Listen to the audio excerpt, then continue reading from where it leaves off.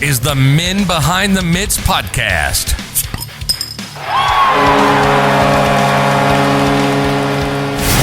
Hosted by Big J. And now, here's your favorite Buttes.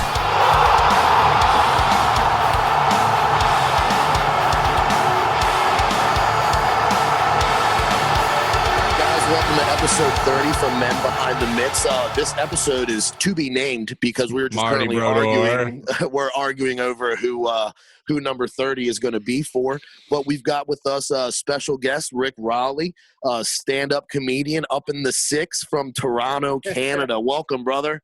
Hey, thanks a lot, boys, for having me. I'm a huge fan of what you guys do, and I've loved the sick swag that I've gotten from you boys. I rip it all the time here in Toronto. Right back at you, man. You're pumping out some quality content yourself, man. Big fans over here as well. Oh, absolutely.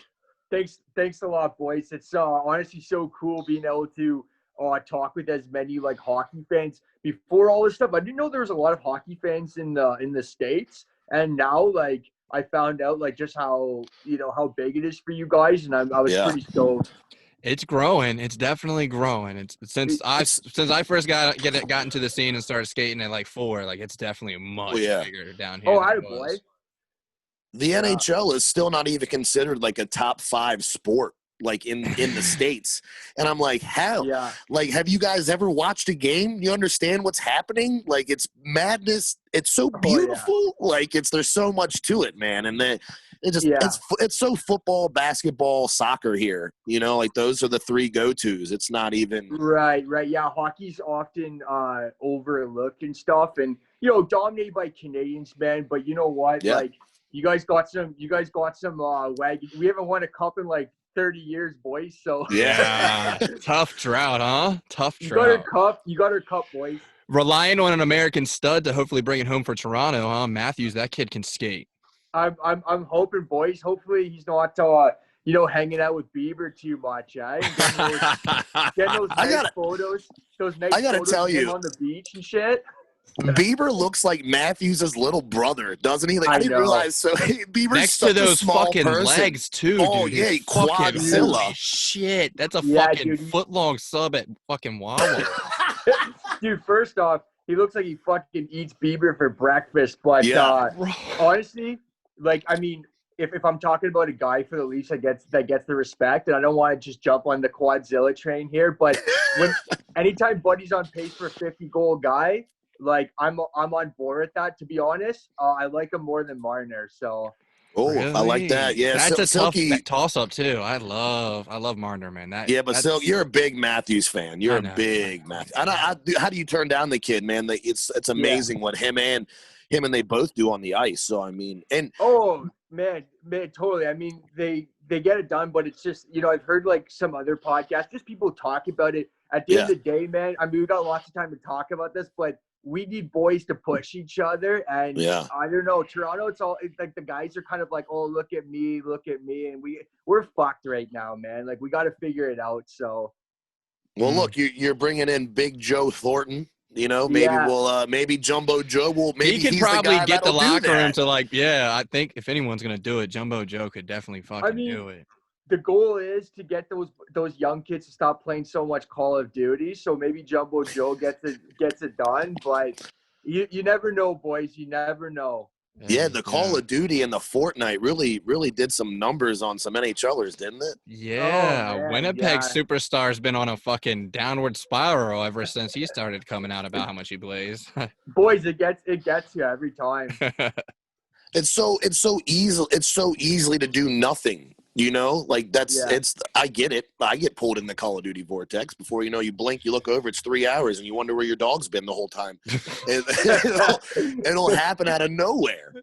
Well, I was kind of surprised because I talked with those boys a little bit from another podcast, Missing Curfew. It's got a couple NHLers, and all they ever talk about is like, those boys that going out and partying. I don't know if it's like trying to keep a low profile, but hockey players these days, like, they're just content with like just bringing the Xbox on the road and just fucking crushing it. And like, I don't know, man. Like, I like the guys that kind of like to go and have a good. I feel like you need that with your team, man. Like, have some like good nights out together and stuff.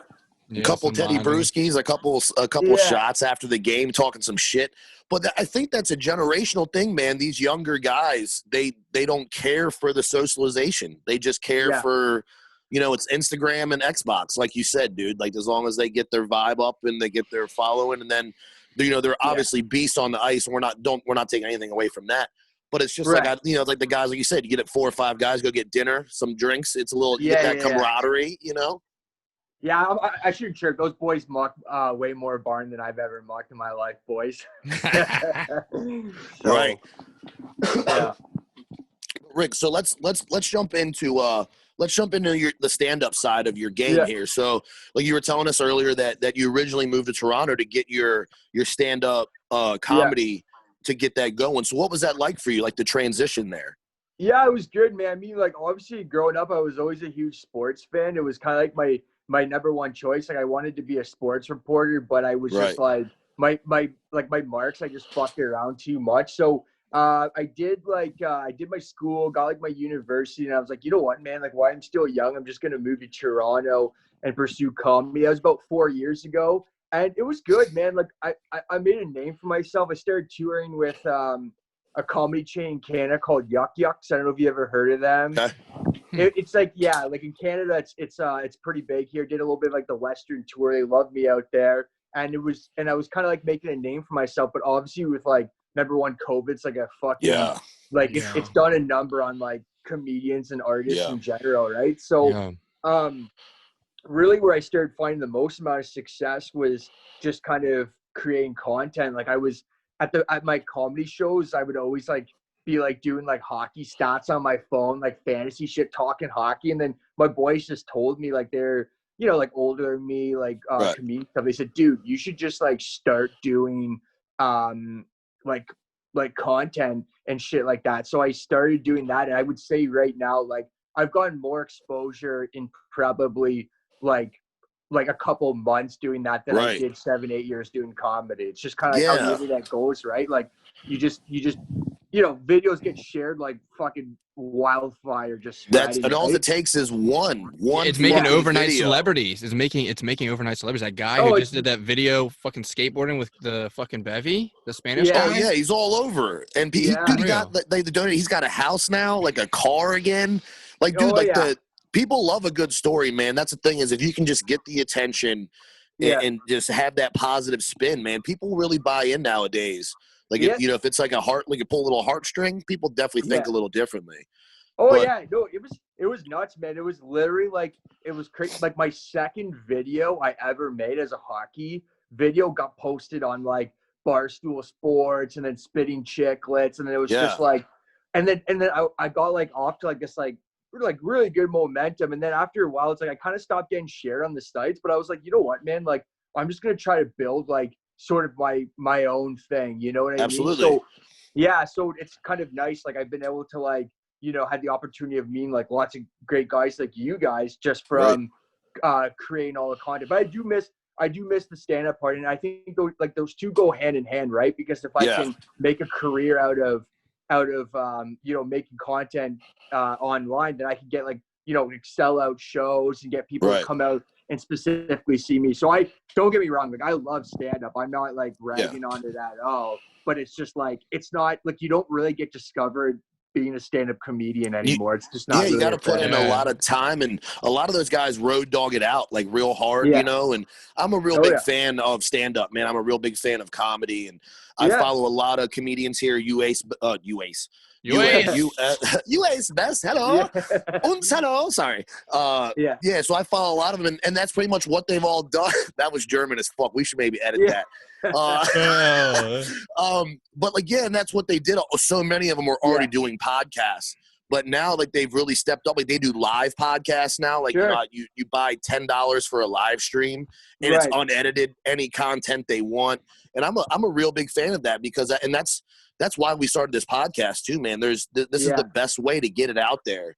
And like you said, all it takes is one clip, man. And you heard about we could have 1,000 followers the next day. So dude. Right. And boys, I'll tell you right now, like, I don't know. Have you guys ever been to Canada before or no? It's on the list, not yet. I've been there. I've been there once. I was only there for the day though. Hit the Hall of Fame, hit a couple bars, and rolled out. Yeah. Well, boys, I'll tell you what. First off, you ever come to Toronto, Ricky will show you a good time here. But the list, jot it down. Boys, I'm telling you right now, like a lot of Canadian comedians, like they piss off to the States because in our mind we're like you can't make a living doing comedy in Canada. So like I got a couple buddies I used to gig with, and they were some of the guys who told me to like start making like hockey content. Like they all went to New York City because in their minds, and honestly, like it's true, like the Canadian comedy industry, it's very hard to make a living doing stand-up in Canada. Like it's just how it goes. Right. Well, now when you got into stand-up, oh, I'm sorry, man. Shit, did we lose signal there, huh? I think we're good. Right. Everything's fine. Yeah. When you got into stand-up and stuff like that, what was like your style? Were you more of like a story guy, or did you actually, like develop like jokes and stuff like that, or how did you come about it? Yeah, like when I first started, like honestly, I was kind of like a little bit of like a frat boy. Like I talked about like university, like just like right. Like trying to get laid and shit. And then it was crazy because I got a little bit of an accent. I don't know if you guys can fucking tell. Just a little one there. Little bit. Yeah, when I was younger, like I used to get like kind of like chirped for that like a little bit. And then when I started doing stand-up, like people said I sounded like I was like stoned all the time and drunk. Right. And then people would laugh harder at my jokes when I would talk like this. So I realized it was actually like a strength. Like it wasn't a weakness talking like this for storytelling. And then eventually people said, you just got to talk. Like don't, I tried doing the joke thing, but it was like the best thing that people like laughed at with me is when I would just honestly tell a story. Yeah. Like the way I yeah, no, that makes sense. That makes so much sense. Yeah. And then it just started like really working for me. So people started kind of taking notice, and that's when I started like, at my home club back in Toronto, I was like an in-house host there. Like I was a roster comedian. I was making money from it. Like I was actually getting paid to do comedy, which is hard in Canada, and then touring a little bit. And it was like, that's how I knew. I was like, man, this is my voice right here. And it kind of translates to video, right? Like I'm kind of known as that guy, that drunk friend that you have like back at home in a small town. And I play into it like a little bit, but like, it's just kind of like an exaggerated version, Mm-hmm. Absolutely. Lean into your strengths, man. No, because it really does. Like, it's funny. Like we were talking about that, and I was like, I wonder if this is like, is this Rick's personality on the content, or is this like, are we going to meet a different Rick? So we never know what we're really getting into, but like, this is you. So that's really cool. I see you lean into it a little bit on the videos, but man, it makes them so much better. Like you got the high eyes, and you got you know what I mean? Like, what you talking about, man? Yeah, it's just. I got a gig with this YouTube channel. Like it's before they're famous. It has like 3 million subs, and they got this one channel that's like famous news. And the guy, like I shit you not, like he's kind of a big deal. Like a lot of people know he is, like even like celebs and stuff. And he told me, he's like, hey, when you do these news stories, can you fucking dummy down the Canadian a little bit? So if you hear the videos, like I actually sound like a way more intelligent version of myself, but that's me acting to try to sound less Canadian.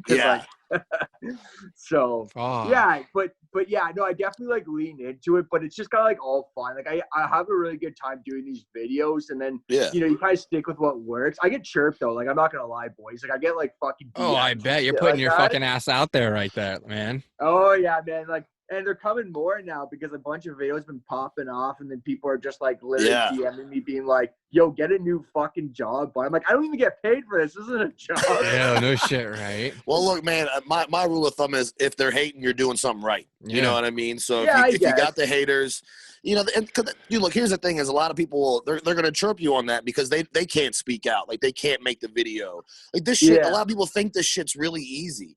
I remember, we just talked about this the other day, like our first podcast, Jesus H. Christ. Like what the fuck were we doing? But like now it's like we enjoy it. Like I look forward to it. It's fun. I used to get nervous. Like what are we going to talk about?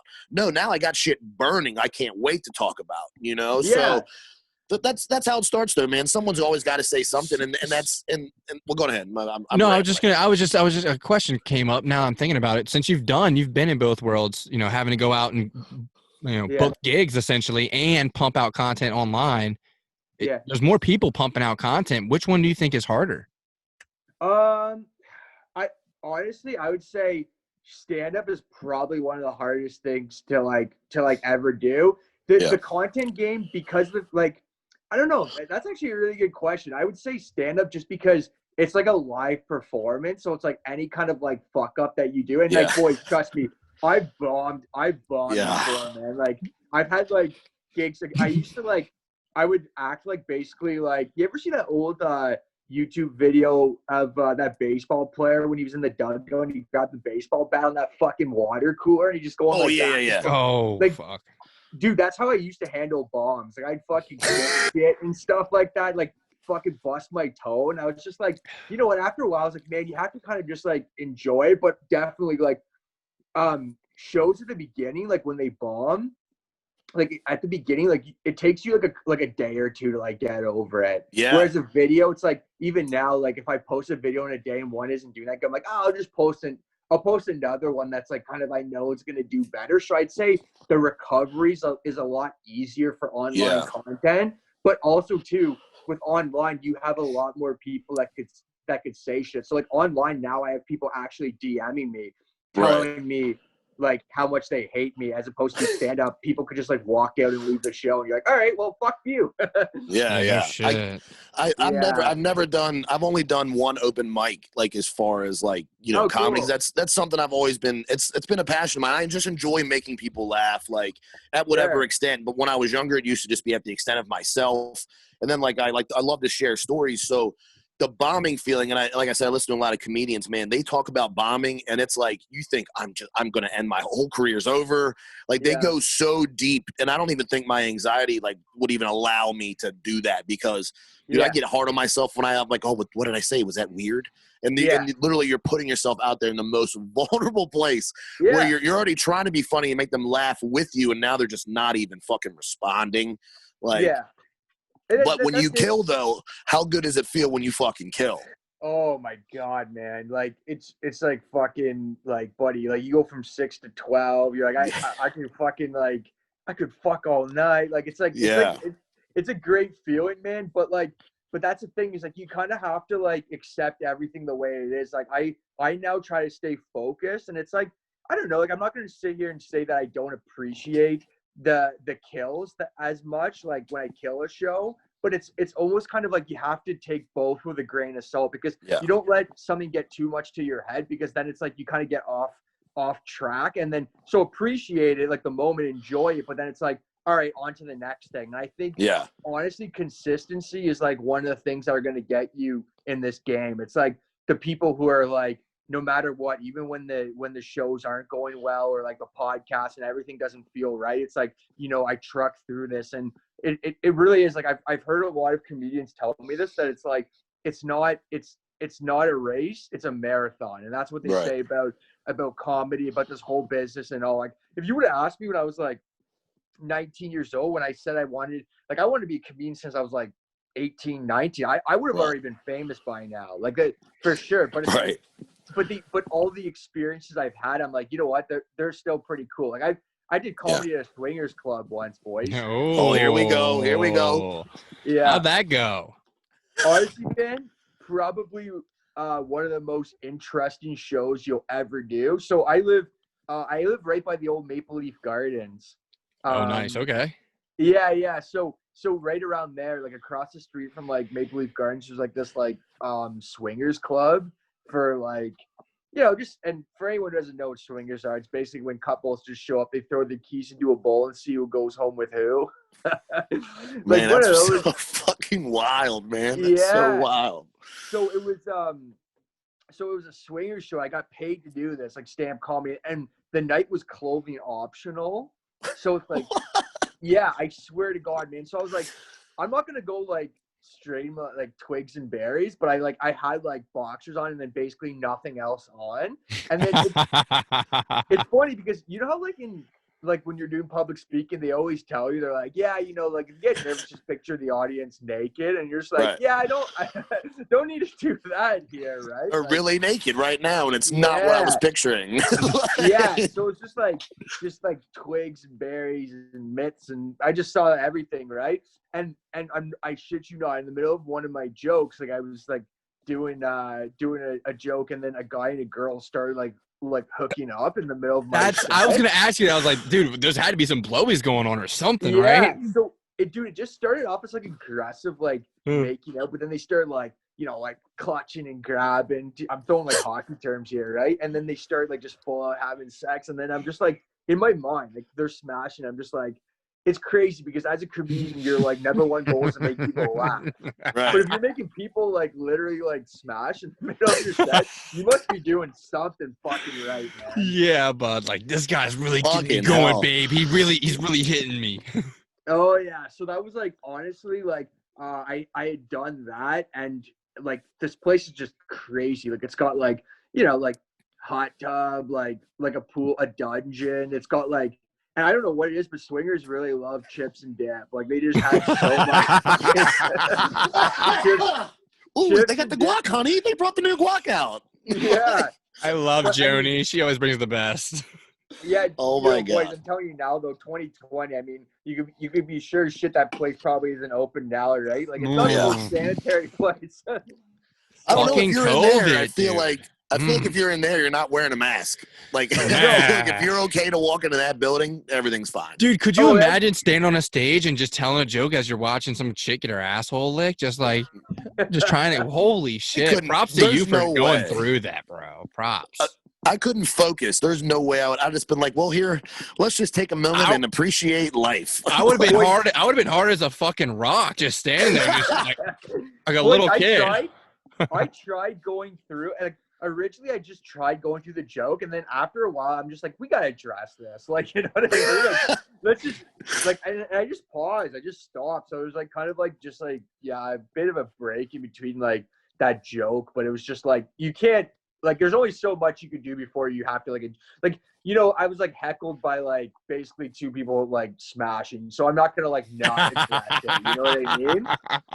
So it was a good time, though, man. Like, those were some of the highlights of, like, doing stand-up. And you just miss it so much. I think it's honestly those small road gigs that you do are, like, the greatest. Like, I've gone up to, like, the Muskokas and did stand up on like somebody's bench before, like literally a deck with like dogs like running up and down, like for a private party of just like a bunch of people getting like pinned, you know, like hockey fundraisers, and they like private events. I get it. That's sick. That's sick though. That's tight that you're hitting in different areas. You're not just reliant on having a stage. That's tight, I think.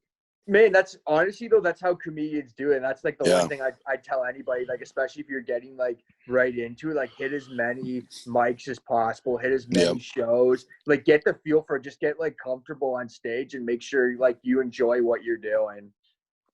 And that's pretty much dead nuts on to what everyone says down here too. They're just like, we call it seat time. Just get in the seat. Get in the seat. And the more you do, that's better. And so did you do it? So you'd private parties, swing. Did you ever do like a corporate event? You ever do anything like that? Yeah, like before like COVID started, that was the weird thing is I was supposed to showcase with this comedy chain just before it was Yuck Yucks again, and they were gonna like potentially sign me. So they have a lot more of like festival showcases, like we got to Just for Laughs in Montreal, and then the corporate gigs. But yeah, I've done some like some corporate stuff too, and like those shows are okay too. You kind of got to watch what you say. Like I always dumb down the amount of F-bombs I drop, like online and like on my podcast and whatever. Like I'll just like go to town. Like I don't give a fuck at all. But when it's like these gigs and you're making money from them, you kind of got to be respectful and like listen to like what their requests are. And that part of comedy's fine. Like you have to treat it like a business side of things too, right? Yeah. But it gets you out. It's the exposure. Like you said, you're in front of a mic, you're in front of people, you're figuring you're ironing something out. You know what I mean? You're ironing a joke out, you're ironing a story out. You might try a different ending to a story, which is something that a lot of people don't realize is that with comedy, like you only see the one take on Comedy Central or Netflix or YouTube. Like you don't get to see them change the joke 3 or 4 times, bomb it, and then when it actually fucking hits, they're like, that's what I'm looking for, like right fucking there, you know? Like that's something I really appreciate because I love it, man. I love comedy. It's such a next level thing that dude. And I actually towards the end, like I was hosting a lot. I love hosting because literally what it would be like, I'd start the show off and I just dive into the audience. I go from table to table, just kind of like screw that. And that was all improv, but definitely when you mix that in with like your actual set, like people assume they're like it's a new joke you're saying off the cuts, and nobody sees like the struggle sometimes that like a joke and like everything like goes through it. They always see the finished product that is good, but no one sees like, you know, when we like fumble fuck our words on this podcast and like we're like, you know what I mean? Like you could edit things out just like you can with jokes, but it doesn't, you know what I mean? People assume that everything's like all gravy. So that's pretty much, you just nailed it too, man. That, like you said, no one ever gets to see that. So so do you prefer like a smaller club setting versus like, you know, something larger? You know what I mean? Like I don't really know what to compare it to. Like I'm just saying, like we've got DC Improv down here. I think it's 125 chairs. That's nothing big, but it's like those. I've had more fun going to see a smaller venue like that than I have when I saw a plug for him, Tom Segura. I don't know if you know who that is. Dope, yeah, I saw him at a casino one time, and it was like this really big. And I'm like, I get it, like it's cool, like I enjoyed his show. Yeah. But man, when you're in a small room like that and they can actually pick, like I love crowd work, like more personal, right? Yeah, when comedians do crowd work, man, it really gets the audience involved. Yeah. And then, like, because it makes people panic. Like, they don't know, like, they think they're getting made fun of when they're really not. You're just talking to them. And that's how naturally funny the situation is off Get Street, which is what I love. Yeah, I mean, people like, obviously the theater gigs and like the bigger venues, like they pay more, right? Like you could do like a gig, like, you know, 15 minutes of material in a huge auditorium and you're getting like $300-400. And then you do the math, you're like, I'm making fucking $1,200 an hour. But then it's like, those hours you don't get paid. Those are spread out. But I think the intimate gigs for me, like smaller and intimate, was kind of like where I like flourished the most, because that's at the end of the day, man, that's how I am. Like I love creating content for like a huge crowd of people, but I really also love just like shooting the shit like one-on-one. So I think like towards like as I started getting more comfortable on stage, I was like, yeah, like I love the smaller venues. Absolutely, man. That's awesome, dude. It's fucking a cool opportunity that even to know that you pursued that, man. That's so fucking cool. And like, hats off, you know, like hats off, man, for really taking after that.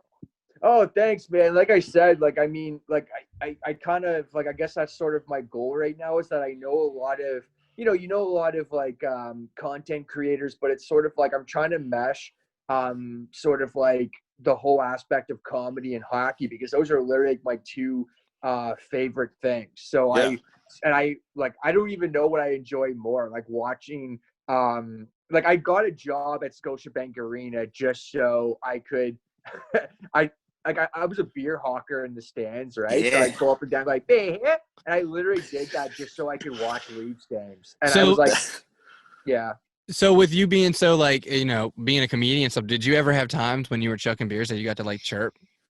Were you chirping any fans getting into it? You had some times? To be honest, I was I got recognized a few times, and then they would be like, "Yo, say chirp." I just say like a recycled one, just because like like, you know, like dude, if they're tipping me, I'm gonna try to like throw like a extra chirp in there. Like, you know what I mean? You ever get like a whole section going or something? That'd be sick, right? Yeah.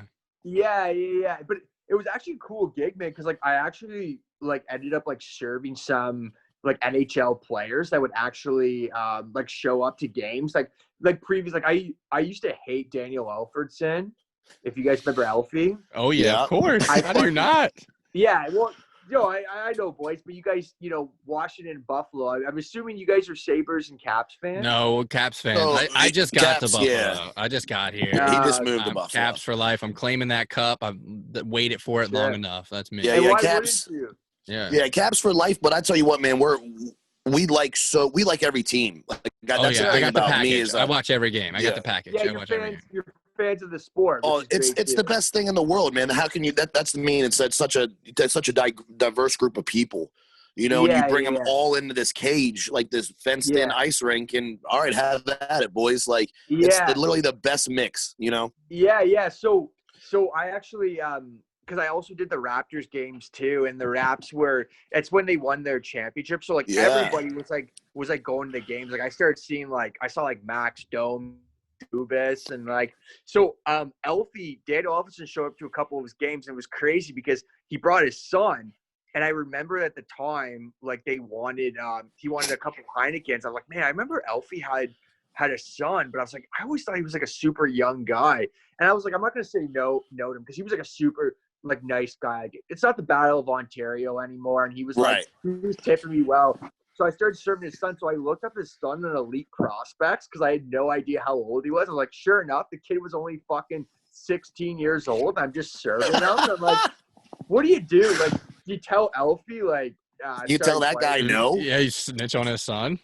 So, yeah, and so I ended up just serving his son fucking booze.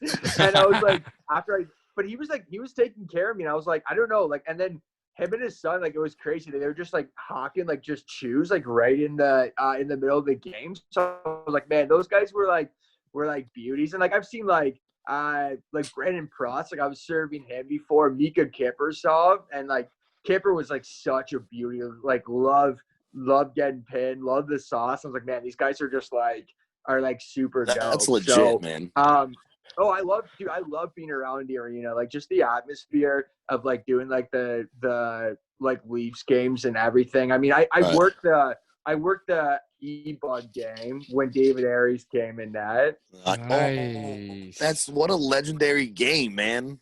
Yeah. Well, for some people, not dude, I watched 18,000 Leafs fans like literally like just start ripping their hair out. Like I was laughing. Like, honestly, I'm like huge Leafs fan. But after a while, I was like, man, in the middle of this chaos, like, you just have to laugh. Like, I was like, you boys sure know how to fuck it off, man. Yeah. Like, it was, I'm not going to lie, but it was a very stressful year for the Leafs. Like, it was like, obviously you boys know, like, the Caps are like, you know, they've won recently, so it's kind of like everyone's still like pretty optimistic with like the core they have. And like, you guys got Ovi, but just like the Leafs, like, it was just working some of those games, man, was like stressful. And I was like, man, I'm getting stressed at work, not because the job's stressful, just because the game. Leafs are like dogging it, boys. I took this job so I could watch more hockey, and now I'm stressed because of the hockey. Yeah, exactly. Tough. Can you imagine like reporting that to your manager? Like, yeah, I can't work tonight, man. These Leafs they're just stressing me out too much. Like, it got pretty stressful, boys. Not gonna lie. I can't imagine. It's funny that you said like you have Ovi. Man, how many times have we talked about that? Like, just going back and forth, like, because his new contract's coming up, and the amount of money he wants, and here I am, this spoiled Caps fan for the last 8 years, 13 years, whatever. And I'm just like, is he worth all the money we're going to give him? But it's like, he brought us a cup. We've been so blessed to watch him every game. Like, all the games that don't get televised, when there's no highlights and he does nothing that night, we've been blessed to just watch him day in and day out. So it's easier for us to be like, he's getting old, he's getting slow, it's a faster league, get rid of him. Yeah. Okay, so I kind of want to ask you guys like this question too. Like, I mean, sometimes people here in Toronto, like, everybody just blows. Like, I don't know what it's like in Washington. Like, I assume, I mean, you guys have like a diehard fan base, but I don't think the media tears players like to shreds like Toronto does. No. The bar is much lower than Toronto. That's for damn sure.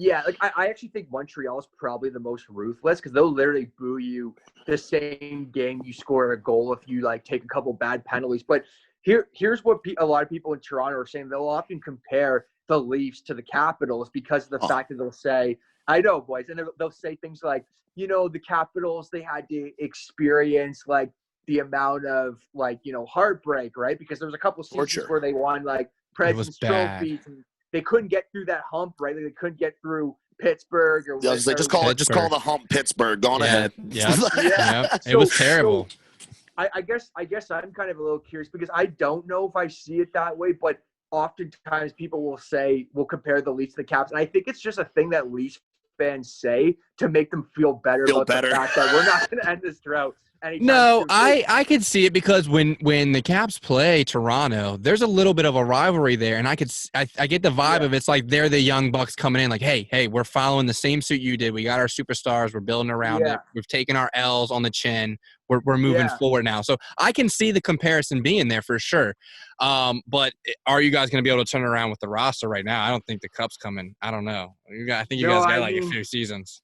I mean, they're sure if we end up doing that all Canadian division, they're sure as shit trying to get a Canadian team in the Final Four. Like, they're trying, man. They're trying, and that's going to be so epic for us fans to get to watch like the Battle of Ontario and Alberta like so much more often. Yeah, I would assume so. Like, I mean, it depends like what division you're in. Like, I had a look at it. Like, if you're looking at like I don't know, like Minnesota for some odd reason we're in the same division as like the Panthers. Like, they might end up changing it, but when you see that, you're kind of like, I can't see that. Like, I wouldn't want to watch 6 games on that, but I would I would honestly say that probably American viewers will be tuning into like the Canadian teams, especially because like amongst like the rivalries, like you already have like Toronto, Montreal, Toronto, Ottawa, Calgary, obviously the Battle of Alberta, but now Calgary, after they stole half of Vancouver's team, you got a rivalry there, and it's just like it'll be great hockey, like either way, right, boys? Like, yeah, for sure. I'm gonna take it back to what you like comparing Toronto to DC. I imagine so here in DC didn't really become a hockey town until OV signed in. It really didn't go. It really was a couple seasons after that till people started buying into the idea of the Capitals. I mean, other than that, dude, back then we can get tickets for $20 same day. You can go right in. It was weird. I remember people being like, when they find out you play hockey in middle school, elementary school, and they're just like, where? Like, what? Yeah, that's the thing. Like when I played here growing up, I didn't play in Maryland, not a single bit. I had to go to Virginia to play. Hockey wasn't here when we started. So like my friends group was weird. Like we could never hang out with my hockey friends because one, we weren't rich enough to hang out with them. I was the poorest kid on the fucking team. So like we could never, my dad's like, well, we're just going to stay in this hotel. Like we didn't get to stay in the Hampton Inn. We were at fucking Super 8. But blessed, my dad worked hard, nonetheless. But just to compare the type of fan, man, like we call them pre-OV and post-OV fans. Yeah. Like we really didn't. There's not a lot of people that understand the legacy of the Capitals. And then you have the post-Cup fans now. Now it's like every traffic light you notice, there's so many more stickers, and it's like, where the fuck are you fucking guys? No, but you know what, boys, though? Like I could understand, like, if you guys were like diehards, and I believe it, right? But it's like, I mean, I hate to say this, but winning really does help. Like a fan base. Like, look at like a team like the Panthers, right? Like they've had a really hard time. Like Arizona, like they went on some really like shit tears of like just like dusting it up, right? But I would say that like people in Canada definitely respect what OV was able to do for the game, number one, but also probably what he did for Washington. Because when you think about like hockey players like in the NHL, like OV probably is the most like world, like I would say the most popular. Gotta be global. Player Globally. Like globally, he's like the most like.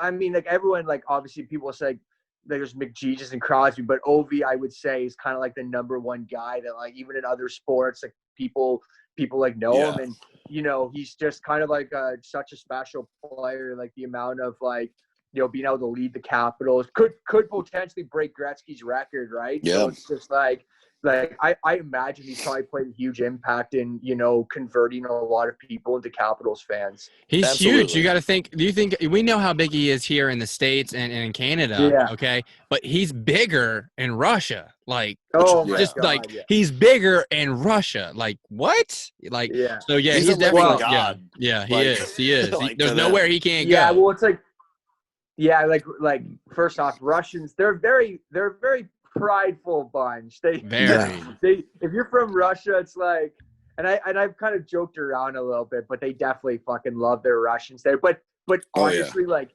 even when I've like served people like at the games, like from like Sweden and stuff, I always ask them like, you guys know Sir Mats Sundin and like Peter Forsberg? They're always like, yeah, like he's a hero. So like those European countries too, like they definitely like respect their like home players, Absolutely. right? Like homegrown. Like Yager's probably like an absolute legend in Czech Republic, right? Yeah, like So, a god. They're lined a up god. for semen He's a god. samples. Like, yeah, please. He's a god.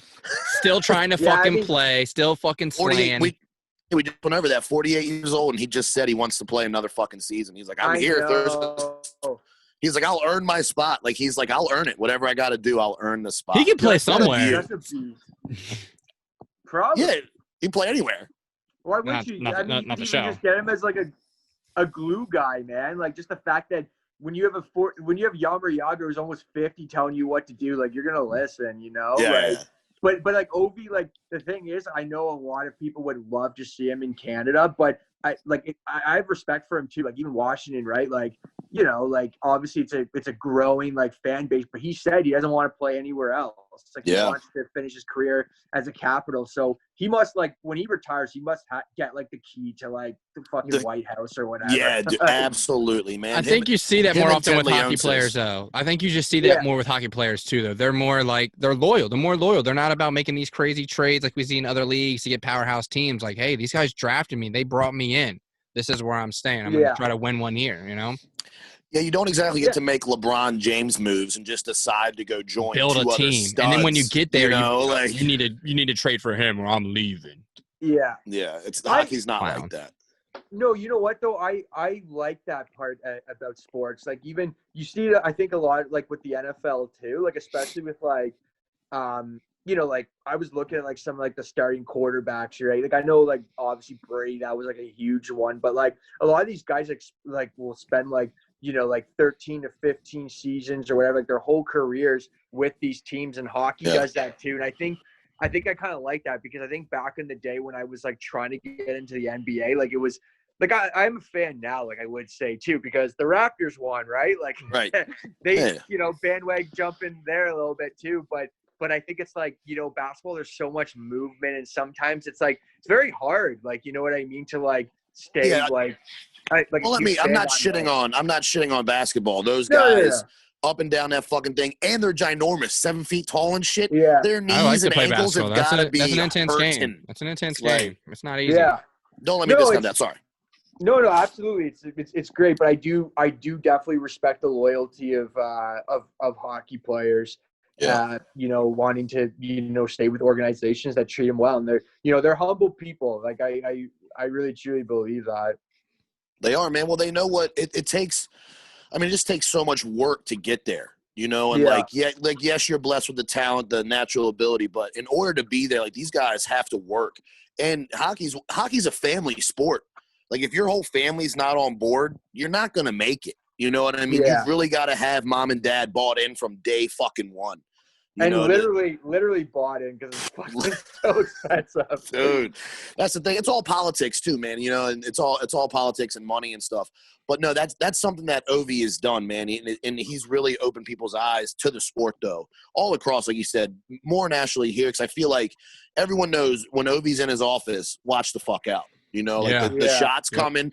Every goalie knows the shot is coming. Every team knows the shot is coming, and you still can't stop it. Like, yeah, it's definitely terrific type of player. And I'd kind of say about like the Leafs, right? Like it's like if I would kind of compare, like I know Austin Matthews does not follow in the same footsteps of a guy like Ovi, but you're talking about a guy who's like, you know, a pure sniper. And that was my whole thing with the Leafs is that, like, I kind of said this at the beginning where it's like the guys kind of battle. Like, I feel like sometimes they kind of battle against each other instead of, you know, Matthews and Marner, like, pushing each other, which is what I think these guys should be doing is that they should, you know, be pushing each other. And I don't know if they have that because, like, look, when Matthews got paid, right, like he just took 5-year deal, $11.5 million. Like he wanted to get around McJesus money, but then you had Marner who was like, his contract came up and he was like, okay, well, if Matthews is getting this,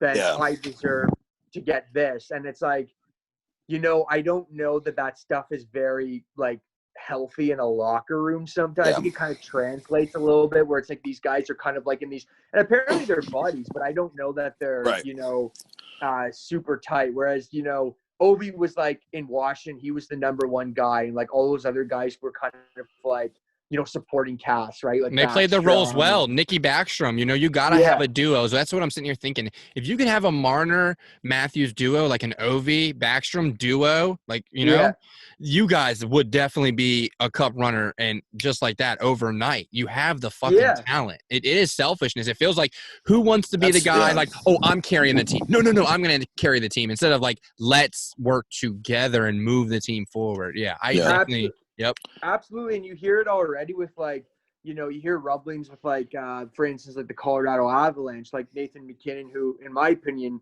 top 5 in the world. Top 3, top 3 maybe. Yeah. Like I was going to say maybe even number 2, but you got like McGeeges and Crosby in my Crosby. opinion. But, that's unreal talent. I don't know if we'll see anything like him for a while. He's a once in a lifetime player, man. Just like Ovi, we're blessed to watch him. Lifetime player. And how great they came into the league at the same time. How blessed are we? So blessed. Like there was Gretzky and Mario. We had fucking Sid and Ovi. I know. Right? So blessed. What's crazy is you can't compare them either. You're like comparing apples and oranges, which is the best thing about hockey in my mind. You've got 2 of the best players that are just 2 different styles, and they dominate on each of those styles. That's what I love about it. But that's it. Like even just like a guy like McKinnon is that he even like flat out came out and said that in order to keep the Avalanche competitive, he was going to probably take a pay cut on his next contract. And then in my mind, I'm like, would anybody on the Leafs ever do that? Like, no, I don't think so. I can't see, like, I couldn't see somebody like, well, they didn't because they already signed their contract. But look at Nylander. Like, he went literally to like 7 minutes until the deadline of restricted free agency. Marner went on. And Nylander has not produced for what the fuck show he put on when it was contract time. You would have thought this guy was a stud. He's He's not a stud. All right. They got good I'm just agents, gonna say man. that. They got good fucking agents. I wanted him. I like his swagger. I love the way he was in World Juniors. I just like the way he plays, the way he handles himself on the ice. But like he's kind of like a little fucking spoiled brat. I just lost respect for the guy. Like he doesn't bring it.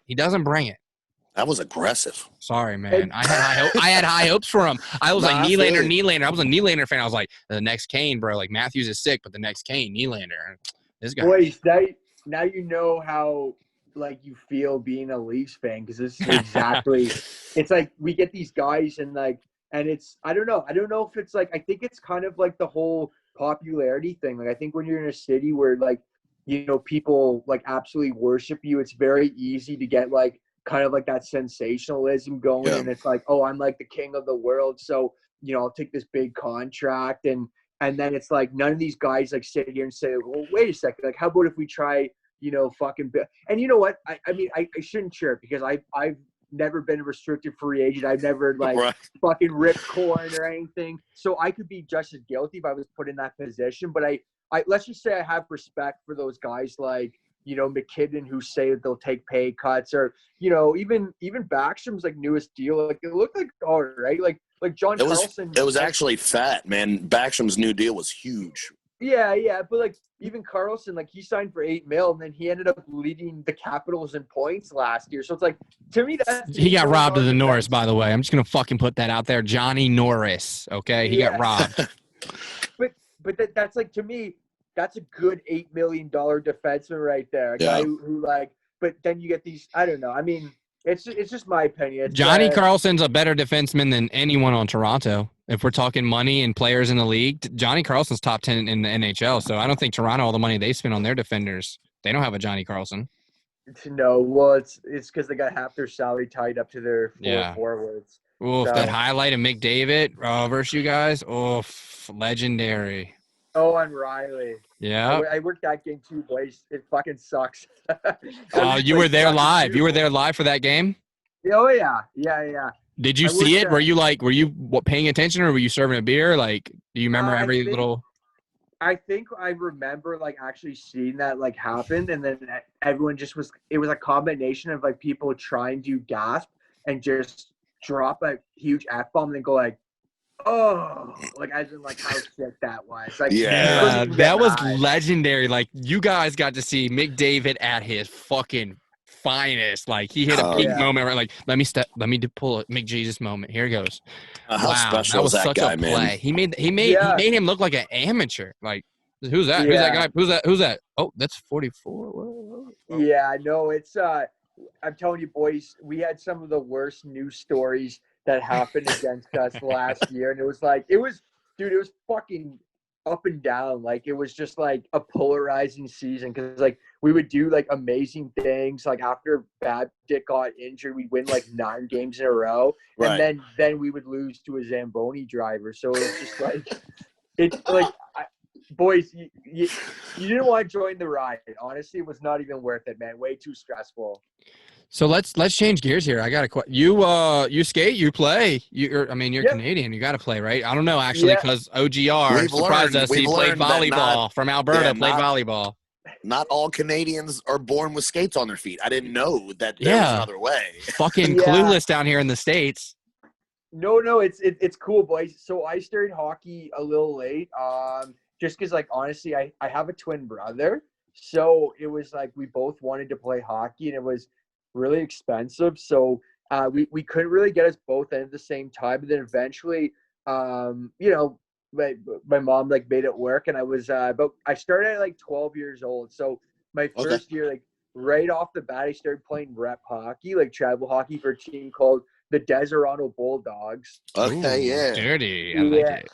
Yeah, it's like on a reserve, like, and it's just like, man, like just beauty, like people out there, right? And it's like, so I found out recently that because I set up my podcast, and then somebody put me under the Wikipedia page for notable players of the Toronto Bulldogs, and I just started laughing so hard because I'm like, man, I got buddies who got drafted like the O, and they never got like recognized. I'm like, just because I'm a fucking tool that makes like internet content, somebody had added me on there. But it was the thing is, boys, I started really late. I was always more so a fan of the game. Like I wanted to, like I said, I wanted to be a hockey reporter. I didn't really care if I didn't make it. Like I just I'm kind of like you guys. I just very much so love the game. Yeah. I played I ended up making the high school team as like a third goalie. Like on. Oh, you're a key. Wait! Stop! Yeah, I wanted to touch on goalie. You're a goalie. No. Red Light Rowley, boys. That was the nickname. I was a Red Light Rowley. Oh, that's so legit, dude. A goalie. So that's great. So we know that you're not right then. Like it that, all makes sense now. It all fucking makes sense. You're a goalie. I'm telling you, boys, you should have figured that out by now. Goalies are the most unbalanced people. You got to ride that out. You got to make that more known. I feel like that's going to take you up another level. It's a goalie? All right. Yeah, it just got backseated. Like we were rolling so hard, and I was like, "Wait, we got to talk to this Civ." Like, because I saw your Bulldogs post, and I was like, "How fucking great is that, man?" Like, I remember when I saw that, and I was like, So just to let you know, on the same page, Silky, he played goalie once upon a time, like one time. I was good before I left and decided I wanted to score goals. My last season, our team went undefeated. Just fucking saying, I was good. Okay. Bro. We'll put an asterisk next to that. We got to check tape. I was fucking and then I played goalie for a little while as well, so that's how I got, my screws knocked even more loose. Was I hopped in there and played. And I played competitively and stuff, and I live with a goaltender. Our goaltender on our hockey team, I live with that guy. And I grew up playing with that wild kid. Motherfucker. Yeah, you talk about a wild motherfucker. Lunchbox. And I also live with another centerman, so like 3 of us on one hockey team live together. It's fantastic. But dude, man. That's so beauty. And you know what the thing is like, I'm not sure how it is down in the States, but here in Canada, if you're a goalie and like just for like beer league, like everyone needs a goalie like all the time. Yes, it's this fucking same ever. We know goalies, and they're like, "Well, let me know the head count before I commit." Yeah. Like, you bougie bitch, just say you're coming, and they'll come. If you come, they'll come. Are you talking about the goalie that I live with that I can't drag out of the fucking house to the rink? Just shows up for season games 5 minutes before, hasn't skated in a year. I'm here. I'm gonna play well. Dude, like us tennies, we're a very complicated creature. So it's like, but I still miss it. I haven't been out with the boys in like so long, man. I used to play kind of like a beer league, and I have my equipment here, but it was just like I hung out with like comedians, and like comedians are kind of just like degenerates. Like they just love like none of them are athletic. They just love like soccer, which I like that too. But it's like I never had like a crew of guys like I could do like since I came to Toronto. So I kind of just stopped. But I always loved it, man. Like even like I said, even the teachers, like I used to play with like the teachers at my high school because they needed a goalie, and I just like after high school, like I would like go out with them, and they just be like saucing in like the fucking locker room, and just because they thought I was a beauty, they put me as like a third string goalie, even though they knew I fucking sucked. So, hey, gotta ask. Oh, we talk hockey numbers here. We're real prideful. What was your number, bro? What was your number? Let's hear it. So I only got I got Ty Domi 28 because for some odd reason that was the only jersey left for the Bulldogs. Okay. 28. Then I went to number one, like number one. So. Number one. What about you? Such a beauty. 17 for me here. Oh, nice, man. Yeah. That's good. That's a good number. I'm on the 7 stacked. I'm 77 over here. Oh, that's sick. Great board, buds. Yeah, I had to pick a wide number for a wide fella. So there you go. Yeah, no, it's I got just sort of what was handed to me. I don't think I was ever good enough to be like, yo, I want this number. Right. So we come up Toronto, we're bringing our gear. You're gonna suit up, buddy. We got lots of ponds here. So I've never skated ODR. It's a dream. It's on the bucket list. Never skated ODR. Yeah, bucket list shit for us, bro. Oh yeah, no, I mean like everyone sees like the post, and like I know like a lot of people in the States like think it's probably like really glamorous, but boy, sometimes it gets real fucking cold. Like I'm not even kidding. Like I live in Ottawa, like because I went to school there, and like it made me hate the Sens even more. But like there's some days where it was like minus go fuck yourself, like minus 40 degrees. There's no way, like, bro. Yeah, and then you're out there, and it's like, man, if I'm not getting any action, like as a tendy, like you're just fucking freezing in the back. You're just getting like stiff and stuff. So it's like it works if it's like minus like 5 to 10. We'll make sure you get some action. That's for sure, big guy. Works. Boys, works with. I don't even know if I could. No, I could imagine that. You know what that is? That's that American vacation syndrome. We look at it, we see ODRs, we're like, oh my god, I want to go, because we're looking at it as we're not gonna fucking live there. We don't have to fucking march 2 miles in the snow to get to this spot. We're like, let's go there for the day and get drunk and record, and we'll go home. The novelty, boys. Yeah. Like we just like we understand it more. So after a while, we're just like, oh, boys, okay, let's go get pinned somewhere. I'm done, man. Right. Yeah, no, that would be going quick for me. If it was readily available, I'd probably get over it quick, and it'd be more or less for me personally. I'd be like, I'm trying to skate. I know I can skate every day between this month and this month. I'm skating. That's what's up, dude. There's some NHLers like my buddy, like Shane O'Brien, like from Missing Curfew, like he said on his pod, like he like absolutely like hates those Winter Classic games. Like there's some people who just don't fucking like it because they're sitting there, they're cold if they're not getting like a lot of like playing time and shit like that. But that's because you haven't dealt with like a Canadian winter. I assume it doesn't get that cold in like fucking Washington or like Buffalo. No, dude, it was 64 degrees out. My girl walked my dog, and I rollerbladed 2 miles today. Like it was beautiful. Shorts in a tank, stick handling for 2 miles. It was fantastic. When it hits 40 here, I'm wearing shorts now. I've quickly converted. But I mean, we're an hour? I'm only an hour and a half from you, bud. You're in Toronto. Yeah, no, Buffalo's probably pretty close to Toronto. We could get we could get fucking sauced on a Thursday, and I could still drive home, bud. Yeah. Just got to get past the Mounties. Well, they got to catch me on the moose. Buffalo's close to Toronto, but where it gets really cold is Ottawa, Montreal, and then like Winnipeg, and then Alberta. Like those places, like it just gets colder and colder the more you go out west. BC's nice though. BC's weather's pretty mild, but like Alberta and Manitoba are just that's the white of the white out there. As far as skin complexion, those boys are white. Oh, fucking Alberta, right. yeah. Yeah. And I'm not one for winter. I used to love winter, but now it's like unless I'm going skiing or going to like an ODR, I don't fucking want winter, man. It's so cold. I work outside, so like it's like God damn it, you never know what you're dressing for. Then you're fucking sweating. How are you sweating and it's 20 degrees outside? I love it. Like, this I doesn't love make waking sense. up to fucking snow. Go to bed, it's fucking just cold out. You wake up first thing in the morning, you know? Hey, do you work in the snow? Exactly. That's what I'm saying. Exactly. Different points you of can view enjoy here. it and love it. Well, you know what? Enjoy it from the car before you get out, bud. All right? Just enjoy it and then, like, go push. I hate seeing it on Instagram and fucking Facebook. It's so cold today. Just throwing snow, I'm like, making bitch, I've been videos. outside since 4:30 in the morning. Like, boys, they tell them that they just gotta take a rip up to fucking Berta and they'll figure it out, man. Like, Berta's just like, as soon as you fucking get Trudeau to fucking open the border, we're on the way, man. Yeah, I know. Boys, I was supposed to go down to the States twice. I was going to New York for the first time for comedy down just before everything went down. I was very disappointed. I haven't been in the States since 2012. So it's like, yeah, I was really hungry to get back down there. And then my girl and I, we had a trip to Orlando, like ready to go too, and that didn't pan out. So it's really tough. Like, I'm hoping all this stuff gets settled soon because here we go. Conspiracy alert. Let's go. COVID. What are your thoughts as a Canadian? The conspiracy alert. This is what we do, bro. How are you feeling? You gonna take a vaccine? There's a vaccine. You taking a vaccine? So I'm kind of like, I'm a little indifferent. Like, I mean, we had the thing, like, I guess we kind of shut down like a lot more than like the States. Absolutely. Yeah, we're still working out here and shit. yeah.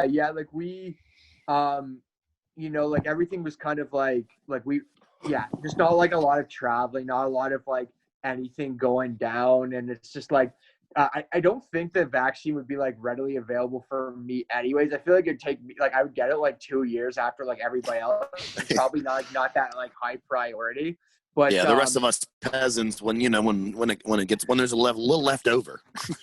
Yeah, so it's like, but it's like, I mean, everything was like I guess Trudeau, like our prime minister, I don't know if you know, like basically the consensus, apparently everybody thinks that like all like wives want to like fucking get finger banged by him, but I don't know how true like that stuff is. He's like looks like a Disney character and stuff like that. Yeah. Like, Conspiracy say like he's with China though, bro. You guys are bringing China army to the Canada to train in your bases. Like, that's happening. That's real. I don't know, bro. Can we trust you guys anymore? What's going on, dude? I got no idea. All I can say is that like man, like I've tried to follow all like the safe guidelines and everything, and I've had a couple trips canceled. So I mean, I don't really have like it's just a really unfortunate time, man. Like I lost work. A lot of people lost work. Yep. I lost comedy, which really sucks because it's one thing I really enjoyed doing was going out and like performing. I haven't been able to do that, so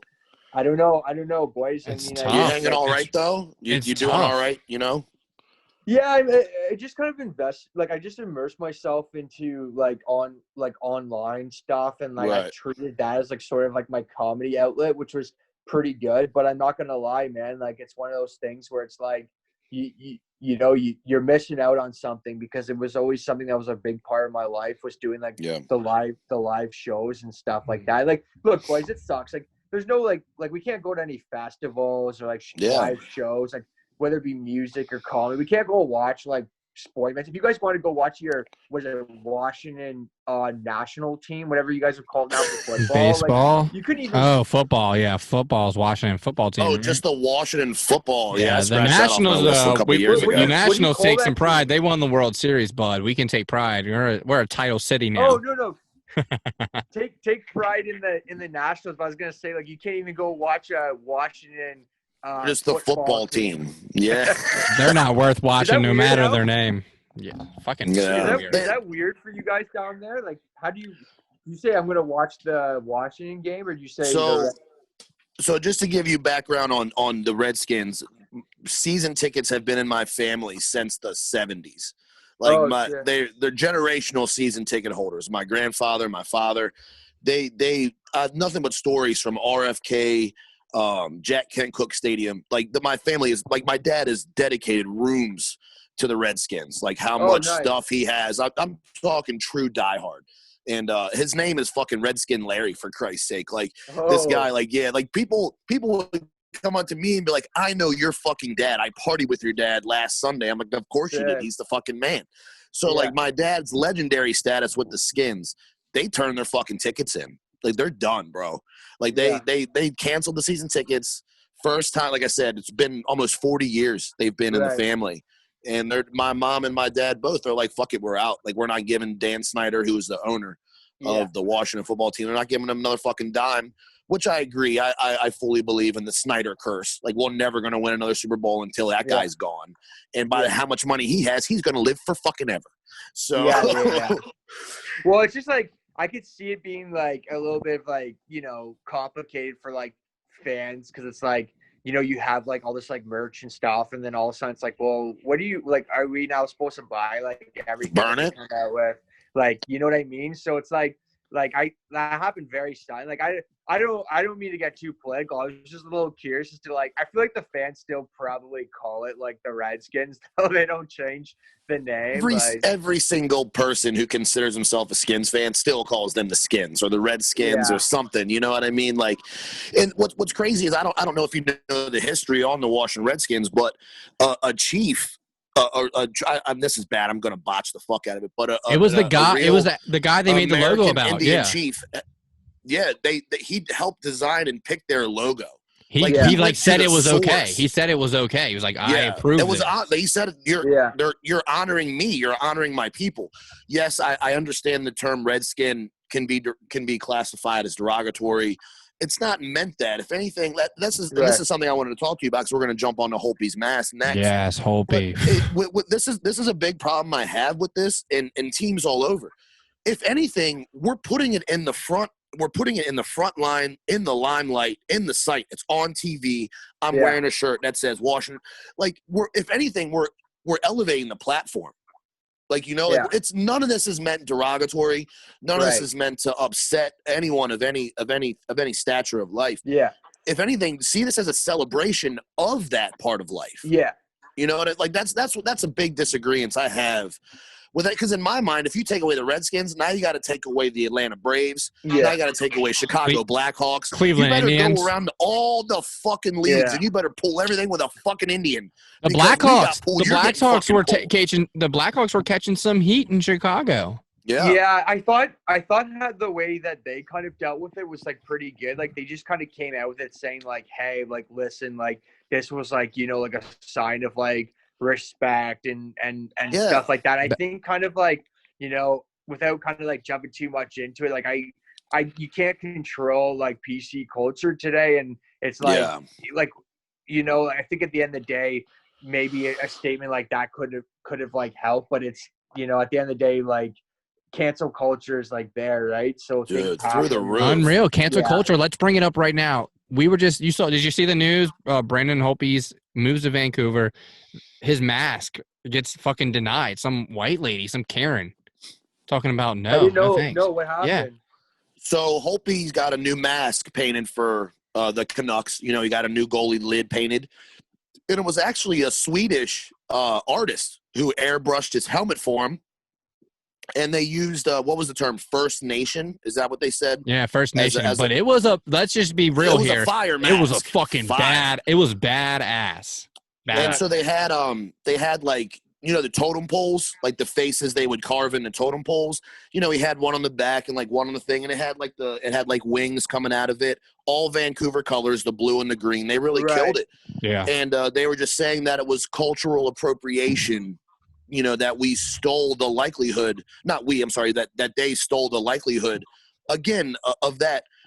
But in my mind, if anything, that culture's being celebrated and showing respect. It's like, showing respect.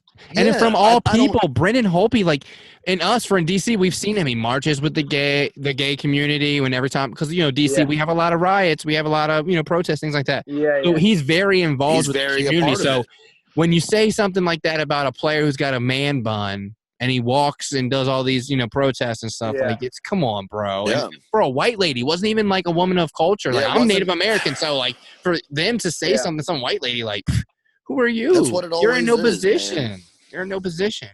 Yeah, boys. You know, at the end of the day, like, one of the reasons why I enjoy like watching sports is because it's kind of like an escape from like, all like that news and stuff like that. And at the end of the day, it's like, if you're good enough to play, like, you're good enough to play. It doesn't follow like some sort of like quota where it's like, oh, we have to. Except we have a football league, the CFL. That shit's weak. We talked about that.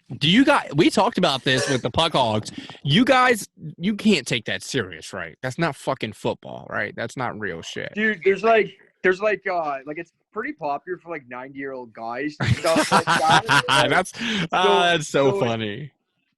But it's like, and in Saskatchewan, like people just eat it up there. But it's like one of those things where it's like, I guess they have a rule where you have to have like a certain amount of like Canadians on your team. But for the most part, it's like, that's the one good thing about sports is that it'll never be like, oh, like some sort of quota stuff, because it's only going to be like, if you're good enough to play, you're good enough to play. Like there's no politics. Like sure, like maybe someone could help you get to like an OHL or something like that if you have connections, get like a late pick. But you're only going to make the NHL if you're good enough, like skill-wise. So 100%. Like, sports for me, like competition, it's like it's kind of like a break from all that stuff. And I just really enjoy it. It used to be an escape. It was for a lot of people. It was a way to tune into something that you enjoy. There's nothing, like you said, there's nothing about it. You're there for the sport. You're there for to watch the battle. You know what I mean? Like you're there to watch these athletes perform. And then of course, the US is the US just is a big platform for everything political. And this is why I hate talking about it, is because it's literally taken over every aspect of life. Like it really has. It's depressing. The comedy, I lost a lot of, I stopped following some comedians because all they did was political comedy. I'm like, I get enough of that 9 to 5. I'm here to relax. I'm not here to stress about my taxes going up again. Right. It's just like I just want to unwind. But like I said, that's the best thing about it. Like you said, they're here to compete. This is the best of the best. We should just. Toronto, speaking of, players of ethnicity and color, Toronto just picked up Wayne Simmons. Let's just jump on some hockey here. Speaking of players of color and making a difference, he's a stud. I'm expecting him to make a huge difference there in Toronto's roster. How do you feel as a Toronto fan picking up somebody like him? Yeah, I think he's like, first off, I'm a huge fan of Wayne Simmons. Like even in his days with like Philadelphia, I think obviously that's where he had his best years. But I think it was pretty evident, like watching the team like go down against like Columbus, that they were getting even pushed around by a team who they, like, sorry to say, but on paper they're a lot better than the Jackets, but they just didn't have like the hard work and the grinding. I think a guy like Wayne Simmons is going to go out there and he's going to, like set examples for, players about how they should play, because he's a guy that goes out there every shift. He's like leaves it out there. Yeah, blocks a shot, makes a hit. There. Yeah, he leaves it out there. Yeah, he puts his 45 to a minute, time in. Yeah, that stuff like rubs off on players, and I think it's like, like some of the best teams now, it's like the least the way they were built before was just all finesse. So it's like, okay, let's just try to beat a team on finesse. But then it's like you found out you couldn't get through Boston because their physicality was being finessed. Even Columbus, who are notoriously known, like they're not like a wagon team. Like they haven't won Stanley Cups, but even then they were too physical. So it's like, it's never bad to have different types of personalities, different types of styles. Role players, yeah.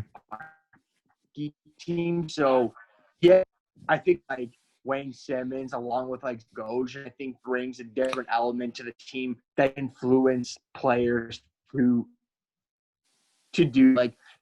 have into their game. So I'm pretty stoked about it. It was a 1-year deal, so it's pretty low risk. And it's only like $1.5 million he wanted to play for us. So, he has a good year. We could talk about like, an extension, which I obviously like Leaf fans would be open to. So I'm a big fan. I'm a big fan of those players that come in like that, fill those fill those gaps in the team that needs to fill in, fires up the right guys. That's all you need, man. You get a guy like that, a solid, third, fourth liner who comes in and fires up that bottom six. Yeah. And that's all you fucking, you know what I mean? And then you got a whole different team. Yeah, you can see in a locker room a whole generation change from a player without winning, because we saw it in DC. Justin Williams came into our locker room and he changed the game for us, for the Washington Capitals. Yeah. And then a year or 2 years later, we're winning the cup, and every single player, what are they doing when they're partying? We know, as captains, we know.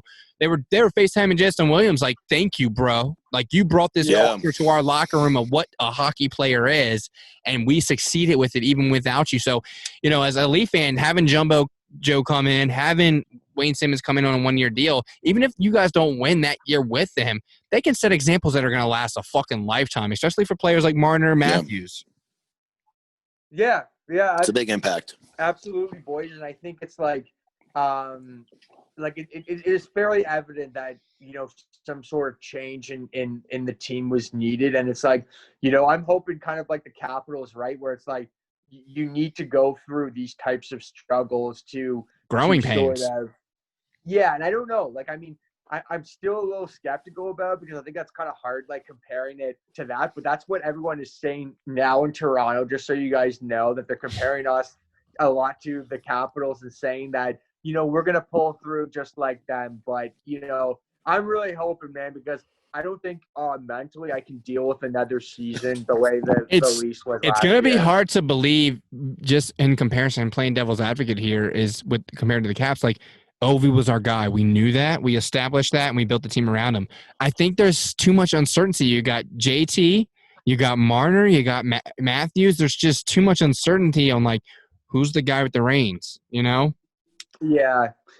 I mean, in hindsight now, like, I probably don't think the Tavares signing, like, long term was really beneficial. Like, I mean, at the time it seemed pretty well, but it's like you had all these young guys coming up, and then just the way it sort of panned out was that they all wanted to get paid, like the number one guy. So it's like when you added that in with an additional $11 million center, it just really complicated the rest of the way the roster was constructed, because now it was like you had to fill in, like, look at, Wayne Simmons, Zach Bogosian, and Joe Thornton, who, like, in their respective, like, careers have had some, like, really solid, like, seasons and stuff. Combined, they make like $2 million. And it's like, that's like, as long as those guys are under contract, and I don't see the cap going up anytime soon, like, we're always going to have that problem now where it's like we have to fill out our bottom six with, like,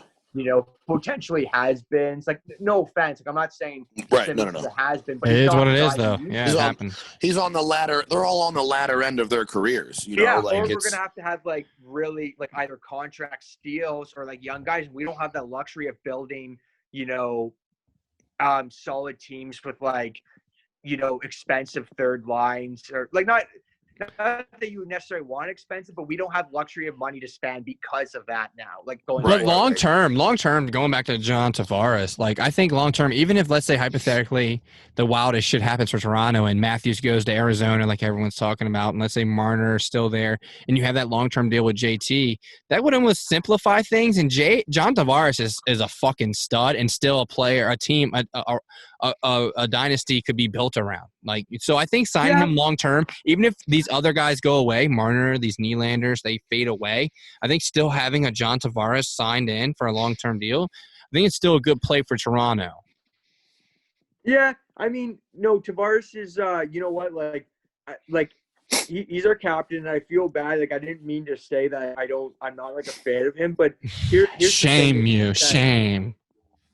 No, you know what it is, though, is that I'm a little nervous about, like, and just because of the way the NHL is now, is, like, I'm a little nervous about giving guys contracts when they're, like, 28 and giving them long-term contracts, just because of the fact, like, already look at Erik Karlsson. Like, I'm not saying he's not going to have, like, a bounce-back year, but he signed, like, a 7-year deal with San Jose. Tavares was a 7-year. Like, it's okay in the first couple of years, but you don't know how, like, year 5, year 6, year 7 is going to pan out. Like, In defense, though, you get players that come and like for us, TJ Oshie, if we would have signed him to a long-term deal, that would have been a miracle because look at the stud he was. He leaves St. Louis and later in his career comes to D.C., helps us win the fucking cup. You know what I'm saying? So it's 50-50, but I definitely agree. Carlson, that's scary to have him right now because, like, at this point, it's a fucking wash. Like, trade his fucking ass. I don't see it getting better. I think he's on the downhill. And also too, like those no movement clauses sometimes are like the absolute terrible. Yeah. And how about like the certain teams? Like you can trade me, but not here. Yeah, that's like, what. Are you fucking kidding me? Yep. Like, are you kidding me? Look at for instance, like Chicago with like Brent Seabrook. Like he might not play again because he's like injured, but if he does, like they're stuck with that almost $7 million or like $6 million cap hit, and it's like. He's got a no movement clause, so he's not going anywhere. Like, you know what I mean? And it's the same with like, I believe Lucic has one too, and he's stuck on Calgary. So now it's like, fuck Calgary. Then they're fucked with that because he's fucking trash. Yeah, now. so it's like Tavares is like, it's still 5 more years and $11 million with a no movement clause. So it's like, like right now. He dipped a little bit. His first season he almost got 50, and then he dipped a little bit now. But he's also like not the most amazing skater in the world, and you don't know how like when he's 34 how he's gonna skate. Like that's just my but his IQ with his positioning, he always seems to find space. He has a great IQ. I feel like he's one of those players that maybe he's like a Marlowe, and as he gets older, he fucking becomes a fucking beauty because he develops into like this is who I am. Yeah, he's not he's not a Barzell or a McDavid with the wheels. He's not he doesn't have the greatest shot. He's not an Ovi, but I agree. God, he can find open space and he can play hockey. He's not afraid to go into the corners and dig it out for you either. Yeah, no, he's a great hockey player, and I hope it doesn't seem like I'm like ripping on the guy, but it's just when you have a team that's caused a lot of disappointment, you can't help but like try to dissect the team the way we've been there. We've been there because believe it or not, at one point in time before we won the cup, there was people talking about trading Ovechkin. Yeah, trading Ovi. That shit happened. So it happens on both sides. When you're losing, anything's an option. We haven't fucking won. Get rid of Matthews. Get rid of Marner. We'll start fucking from scratch. I don't care. Like anything's an option when you're losing. You know. Yeah, and then it's like as the Capitals, it's like. I mean, then it's kind of good that they end up keeping the core together because look what ended up happening, right? It's like you end up winning. So you always kind of have like that what if thing if you kind of like split a team up like too soon. But again, it's just like I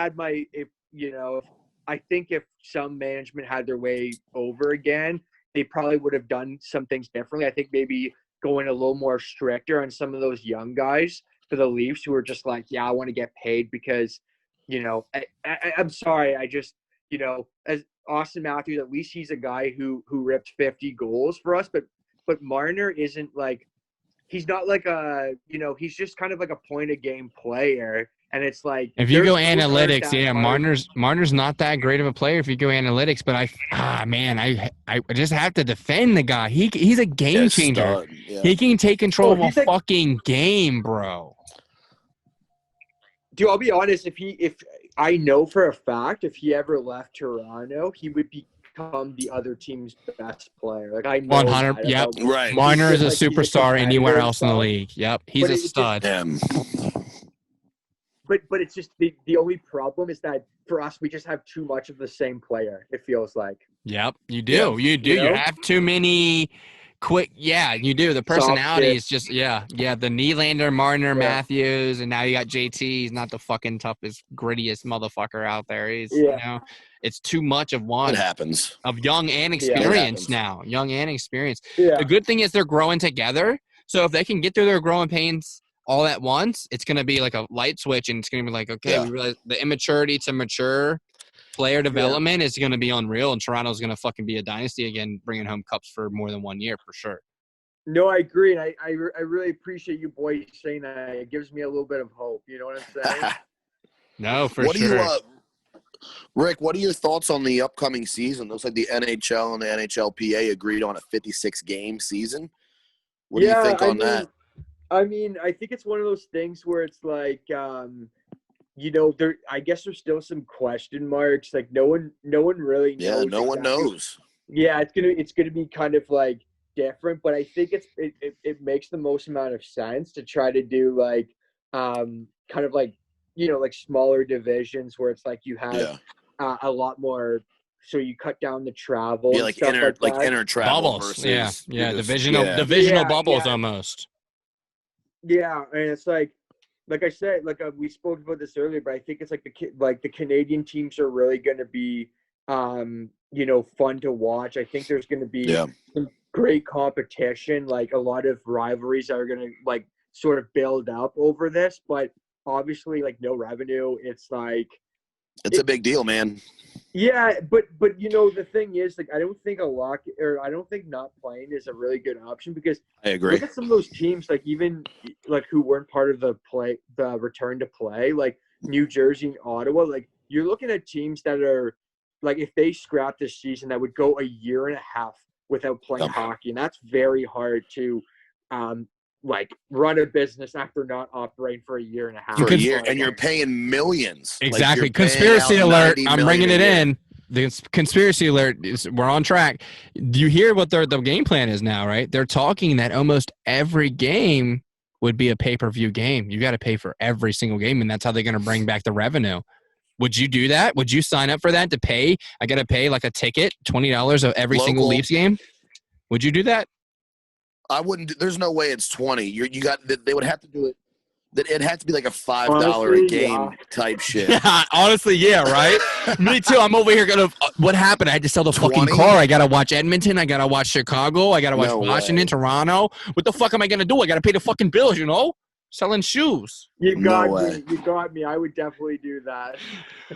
But you can see how realistic it is now. They're talking about selling fucking sponsorship to helmets, fucking KHL style. I hate that. It's eventually going to turn. And now we're talking about paid per game. Yeah, you want to watch a hockey game, you got to log into NHL. You got to show your COVID vaccine, and then you got to pay.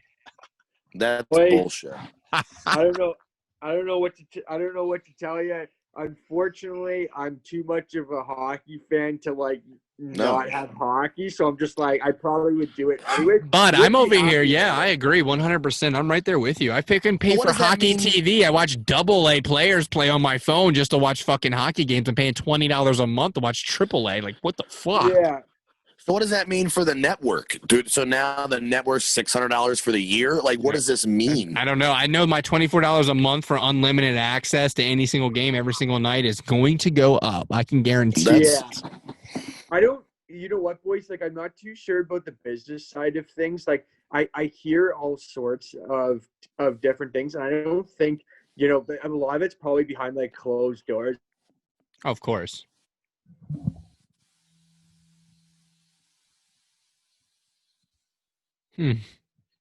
I'm still here. Are you there? Hello? Good day, sir. Are you there? Let it load. I'm faded. What's going on? You're here, right? Are you here? I'm here. Looking the wrong way. I gotta go this way. You're here, right? Hey, buddy. Hey. Can we do a high five? What's up, boys? Wait. Are you here? Oh, we were having our own conversation waiting for you. Thanks for coming back. Good to see you. How have you been? Sorry, what's time lapse like? I don't know, boys. I guess I don't know the connection. What the hell is going on here? What do you guys got up there? Fucking Spectrum? Yeah, get your moose pointed the right way. Holy shit. All right, we're good now. We can see you. There's that mug. There's the beauty. We see it. Hey, there we go. What was the last question? It was only 25 seconds ago, and I don't know. We were talking about conspiracy. He said something about backdoor. Ooh, you went backdoor? Just so what about backdoor kills? No, I don't. I think you were just talking about hockey. We were. We're giving you a hard time. He's giving you. Don't let him fucking chirp you like that. Fucking give it back to him, man. Big J's a little sneaky little fuck. He gets him in when he can. No, man. You guys are beauties. I'm not gonna sauce any chirps. You guys got me some nice hoodies and stuff like that, man. Thanks, bud. By the way, man, I ripped that merch Who's the creator of the merch? I want to know. That guy. Is that you? That guy. Yeah. I put in some work shit. on that. I try my hardest to put out quality. Yeah, man, it's great stuff that you guys are doing there, man. I gotta get the merch game going here a little bit, but I like it though, man. You guys are, wherever, if it's in Buffalo or Washington, you guys are spreading like hockey, like online and shit, man. I love that stuff, man. Yeah. I think more fans, the better. Like, Absolutely. Yeah. And that's a goal of this podcast too, is to reel in, hopefully reel in some more people to the show. You know what I mean? Like with authenticity. We bring authenticity. Yeah. We're not, I know it's the States, and this thing would probably fucking blown up by now if we were fucking Canadian. That's a fucking 1000% fact. Okay. We would have been fucking off the rockets, because we've already seen other podcasts taking our fucking skits. But it's nice. We get to get out. We bring some authenticity. We are real hockey. We're not NHL fans. We're fucking hockey guys. Hockey, man. we bring some authenticity. I think that goes a long way, especially in the hockey world. It's a small community. Yeah, it's a smaller niche, and it's like that's kind of like, especially with my content too. Like, I'm very mindful of that, so I also like to get my comedy aspect going, because it's like, I don't like. There's more to me than just necessarily like doing like a hockey video all the time. Absolutely. That was the one thing, was that like I kind of got pigeonholed at the beginning a little bit, because everyone was like sort of like, hey, like people would DM me and be like, yo, just do these videos. Like, we just want to see roast videos, want to see chirp videos and stuff. Right. It's like, well, I'm also a comedian too. Like, I enjoy making content that's like not just that, but hockey will always be like a huge part of my life. Like, I always like love and like respect it, and will always like watch. But at the same time too, it's like you need to grow as like an artist, like whatever it is that you're doing, like experiment, like try different things, like. No, man, for real. I think that's a great way to wrap, man. I tell you what, I'm getting sleepy over here. Big fella's got a long day tomorrow. Me too. But no, Rick, please feel free do a shameless plug. Yeah, plug your IG. Plug it in real quick. What? Time is out. I saw you have a cameo. You have a cameo? Yeah, what the fuck is a cameo? I'm lost. Listen, I'm lost. Review. You 1-star review? No way. These people from so it's like if you kind of do like a online videos, you can sign up for it. I get a little bit of cameo. Right. It's not like the big guys, but some guys wanted me to do a shout out for their YouTube channel, and they gave me like no information, but I still read it. I didn't ask them, like I didn't clarify, and I fucked up the spelling of like so apparently it was the B files, and I was calling it the B flies. So there's my plug right there for anybody listening. Listen to the B files on YouTube and give me a fucking 4-star review or 5-star review on Cameo, boys. Oh man, So Cameo is this thing where you basically you pay people that, celebrities of all statures, you pay them to do stuff like a request, like a shout out, like a birthday shout out to your son. I need to jump on this. Yeah. I don't know if we're at that level yet, but we're gonna be there one of these days. All right. Yeah, all right. boys. I mean, you could do one together and shit like that. But honestly, man, like it's like. Like I said before, it's kind of like a race. It's a marathon, not a race. And like, right.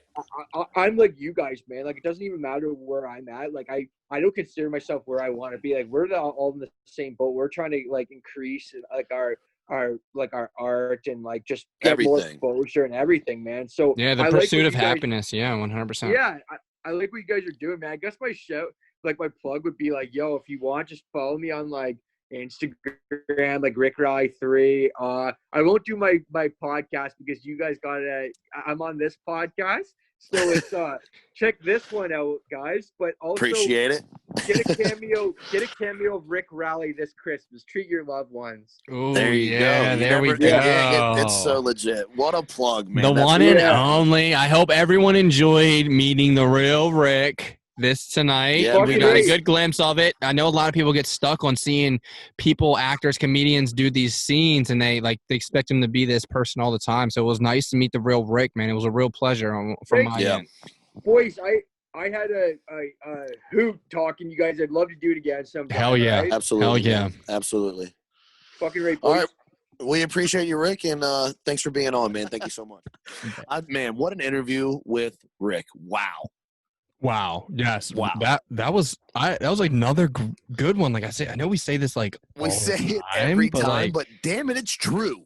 yeah, that was. I'm not gonna lie. I'm gonna put it out there. I was expecting him to come in as a comedian and really just work us over, but Yeah, he opened up. He bought into who we are. that's good, man. Well, you know what? Besides of how great of a time that interview was and talking with Rick, but I love like just getting the Canadian perspective, because what we are doing is we are covering a Canadian sport. Mm-hmm. And it's one of my favorite things in life. I know it's one of your favorite things. Oh yeah. But just to have someone like that from the outside, and a Canadian, and it just doesn't know us from fucking other than Instagram. You know what I mean? And just reaching out to him and stuff like that, and just like to hear the vibes that are coming off. You know, like I think we're putting something good out in the atmosphere. We're putting it out there in the universe. You know?